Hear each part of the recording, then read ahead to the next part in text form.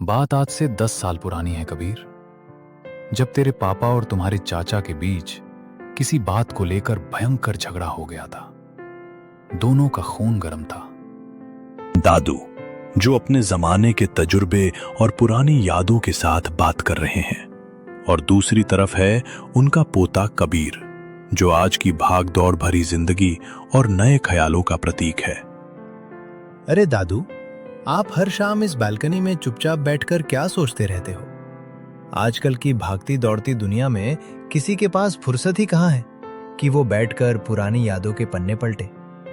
हमारे पास तो डेडलाइन है, ईएमआई है और सोशल मीडिया की दुनिया है।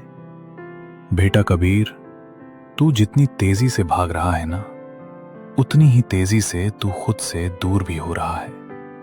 मोबाइल की स्क्रीन पर दुनिया देखने वाले क्या जाने कि अपनों की आंखों में झांकने का सुकून क्या होता है। रुक जरा, आज तुझे एक ऐसी कहानी सुनाता हूं जो किसी किताब में नहीं बल्कि इसी घर की दीवारों में दर्ज है। अच्छा, ऐसी कौन सी कहानी है इस घर की? सुनाओ दादू, कान लगाकर सुन रहा हूं। बात आज से 10 साल पुरानी है कबीर। जब तेरे पापा और तुम्हारे चाचा के बीच किसी बात को लेकर भयंकर झगड़ा हो गया था। दोनों का खून गर्म था। मोहन कहता था कि बड़ा बेटा होने के नाते बिजनेस मेरा है, और सोहन कहता था कि दिन रात मेहनत मैं करता हूं तो हक मेरा भी बराबर है। दोनों के बीच बातचीत बंद हो गई थी। अरे बाप रे, फिर क्या हुआ? क्या घर का बंटवारा हो गया था? बंटवारा तो कागजों पर होने ही वाला था। तेरी दादी तो तब जिंदा नहीं थी, वरना वो ये सब देखकर टूट जाती। एक दिन मैंने देखा कि दोनों भाइयों के बच्चे, यानी तू और तेरी बहन, एक ही खिलौने के लिए लड़ रहे थे, बिल्कुल वैसे ही जैसे मोहन और सोहन लड़ा करते थे। उस दिन मुझे एहसास हुआ कि अगर आज मैंने दखल नहीं दिया तो ये नफरत अगली पीढ़ी में भी चली जाएगी। फिर आपने क्या किया दादू? आपने दोनों को डांटा होगा। नहीं बेटा, मैंने एक चाल चली। मैंने शाम को दोनों बेटों को बुलाया और कहा, देखो भाई, ये मकान मैंने अपने खून पसीने से सींचा है। इसके एक एक ईंट पर मेरा हक है। अगर तुम्हें अलग होना है तो हो जाओ, लेकिन एक शर्त है।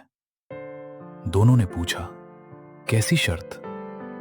मैंने कहा, इस घर के बीचों बीच एक दीवार बनेगी जिसका आधा हिस्सा मोहन का और आधा सोहन का होगा, लेकिन उस दीवार पर कोई दरवाजा नहीं होगा ताकि तुम कभी एक दूसरे का चेहरा ना देख सको। वाइल्ड शर्त थी दादू, फिर क्या हुआ? सन्नाटा छा गया। दोनों भाइयों ने एक दूसरे की तरफ देखा। उस दीवार की कल्पना मात्र से उनकी आंखें नम हो गई थीं। सोहन उठकर आगे बढ़ा, मोहन के गले लग गया और फूट फूट कर रो पड़ा। उसने कहा, भैया, घर भले ही अलग हो जाए, लेकिन दिल अलग नहीं हो सकते।